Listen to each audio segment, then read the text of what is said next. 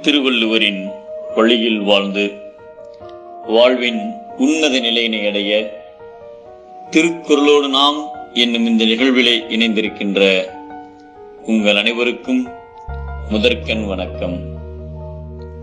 குறள் எண் 338, அதிகாரம் நிலையாமை.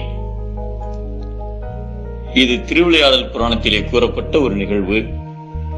கமலவதி என்பவர் மதுரையில் பிறந்தவர். திருப்பத்தூரிலே மனம் முடித்து வாழ்ந்து வந்தார். ஒரு நாள் தனது பெற்றோரை காண தனது கணவர் குழந்தையுடன் மதுரைக்கு பயணமானார். வருகின்ற வழியிலே ஒரு ஆலமரத்தின் அடியிலே மூவருமே தங்கினர். கொண்டு வந்திருந்த உணவை உண்டனர். குடிப்பதற்கு நல்ல தண்ணீரை கொண்டு வர அவரது கணவர் தடாகத்தை நோக்கி சென்றார். கமலவதி மரத்தின் கீழே தனியே அமர்ந்திருக்க குழந்தை அவரின் அருகில் விளையாடிக் கொண்டிருந்தது. திடீரென்று அங்கு புயல் காற்று வீசியது. அந்த மரத்தின் மேலே இருந்த பாம்பு ஒன்று பலத்த காற்றினால் மரத்தில் இருந்து கீழே விழுந்து கமலவதியின் வயிற்றில் தீண்டியதில் அவர் உடனே இறந்தார்.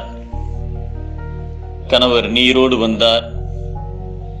அயில்பட்ட மயில் போல் உயிர் போய் கிடக்கின்ற உடலினை கண்டு உள்ளம் துடிதுடித்து அழுதார்.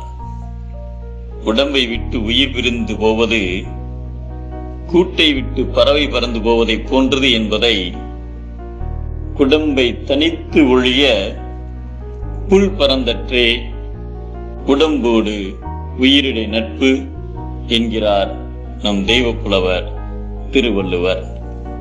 உடம்பில்லாத உயிர் வெறும் கூடு, உடம்போடு உயிர் வாழ்வின் வீடு.